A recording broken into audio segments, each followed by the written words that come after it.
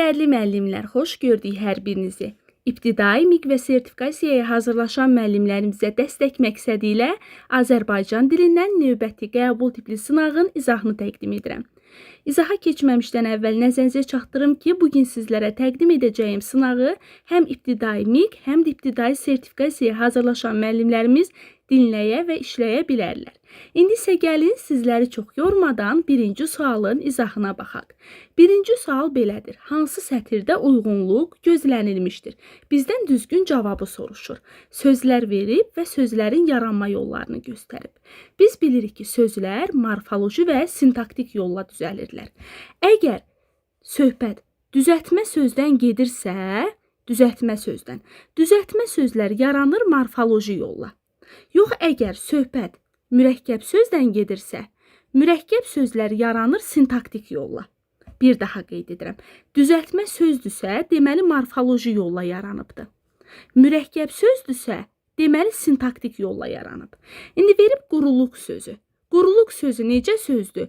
Quruluq, düzəltmə sözdür. Hansı yolla yaranıb? Morfoloji yolla yaranıb.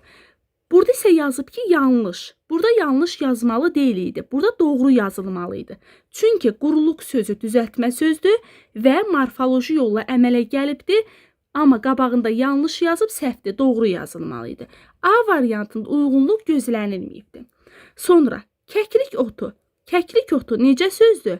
Kəklik və otu sözünün birləşməsindən yaranıb, iki sözün birləşməsindən yarandığına görə bu söz mürəkkəb sözdür. Baxın, dedik ki, mürəkkəb söz də sintaktik yolla əmələ gəlir. Bunu düz yazıblar. Qabağında da yazıblar ki, doğru. Deməli, burada uyğunluq gözlənilib. Cavabımız olur B variantı. C variantında yazıb sırağa gün. Bu söz sadədir.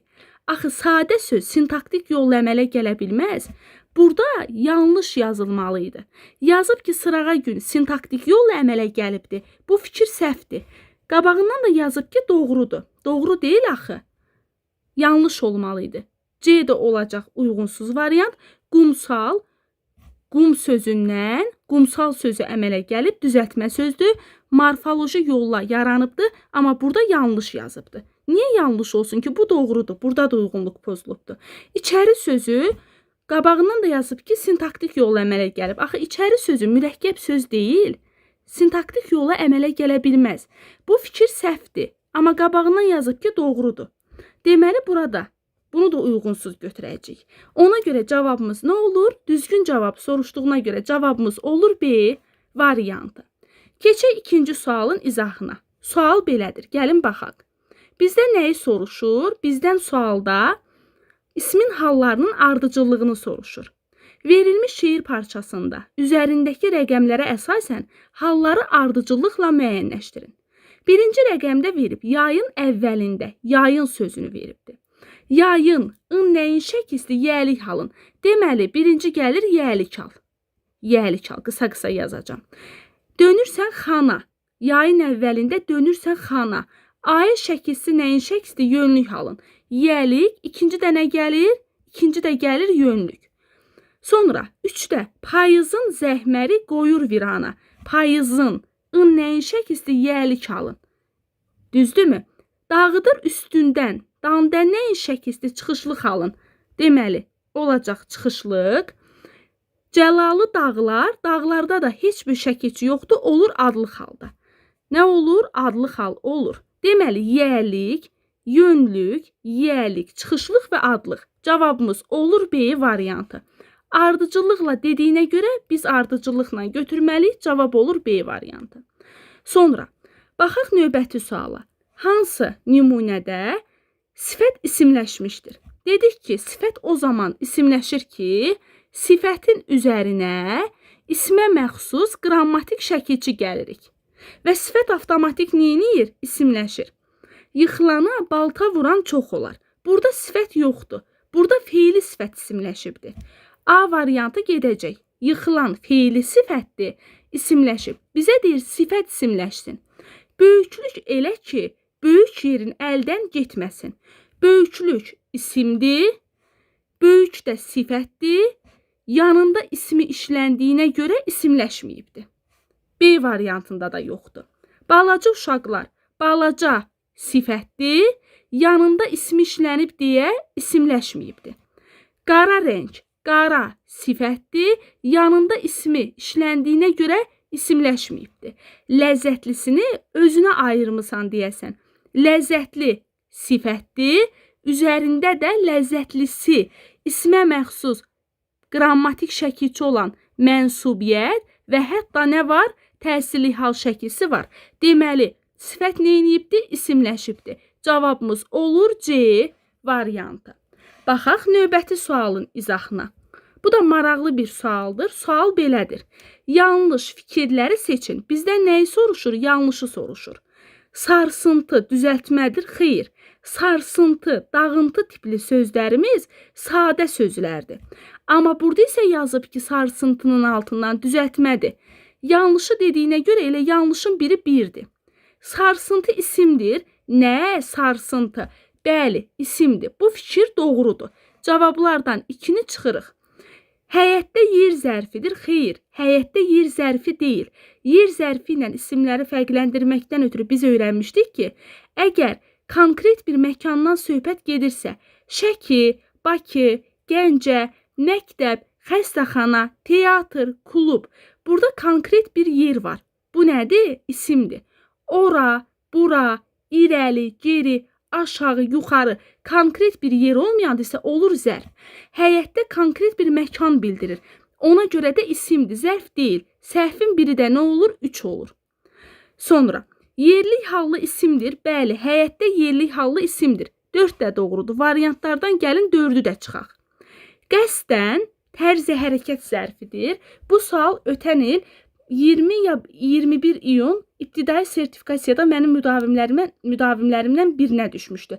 Qəsdən və qəsdən sözü. Yəni 2 dənə d ilə olan variantı, bir də 1 dənə d ilə olan variant. İndi yazıb ki, qəsdən tərzi hərəkət zərfidir. Xeyr, tərzi hərəkət zərfi olanda qəsdən 1 dənə d olur.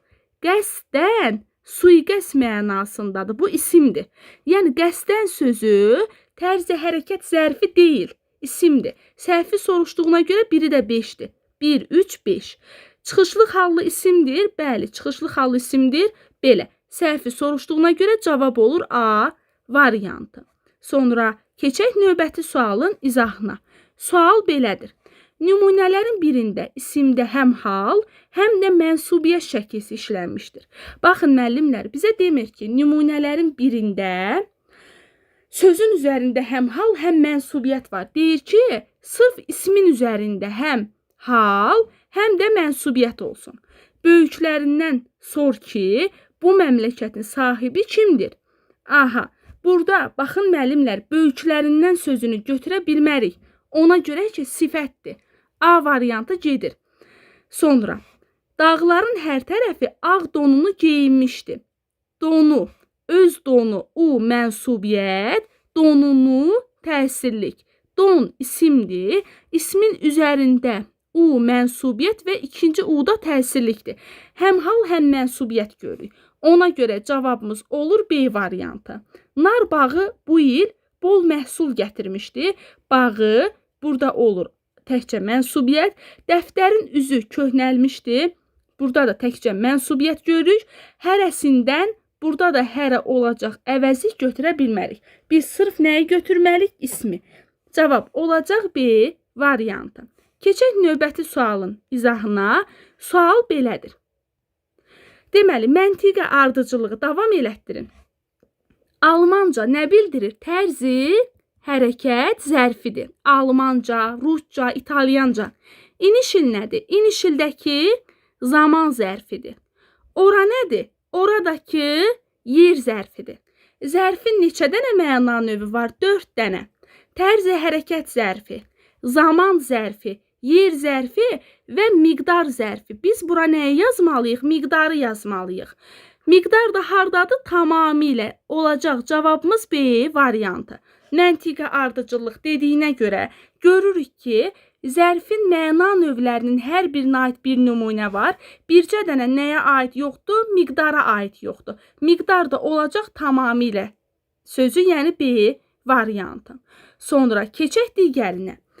Fərqləndirilmiş sözlər hansı nitq hissəsidir? Dama-dama dəftər riyaziyyat dərsində daha çox işlənir.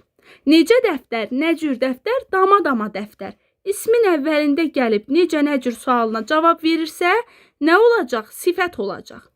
Bulaqdan dama-dama axan su öz axarına doğru gedirdi. Bulaqdan dama-dama, damaraq axan su.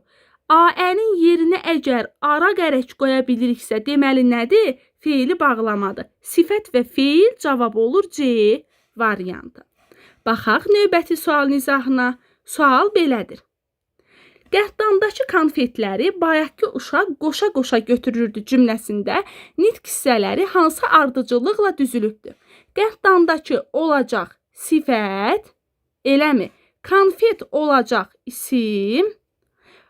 Bayaqki hansı sualına cavab verir? Zərflərin üzərinə artırılan ki sifət yaradır. Yenə olacaq bayaqki sözü sifət. Uşaq sözü olacaq isim. Qoşa-qoşa götürürdü. Qoşaraq götürürdü demək olmur.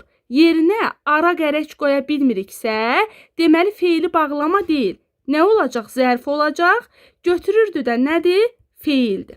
Baxaq. Sifət, isim, sifət, isim, zərf və feil. Sifət, isim, zərf, feil. Cavabımız olur B variantı. Keçək növbəti sualın izahına. Sual belədir. Aşağıdakı verilmiş sözlərin düzgün sinonimlərini müəyyən edin. Balacanın sinonimi nə olacaq? Balaca, kiçik. Eləmi? Dağınıq da demək olmaz, xırdaçı da demək olmaz.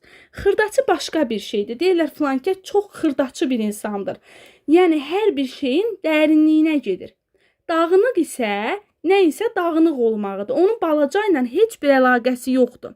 Sinonim odur ki, yazılışları, tələffüzləri fərqli olsun, mənaları isə ya eyni olsun, ya da ki, yaxın olsun. Eləmi? Burada 2 ilə 3-də baxırıq ki, mənalar tamamilə fərqlidir.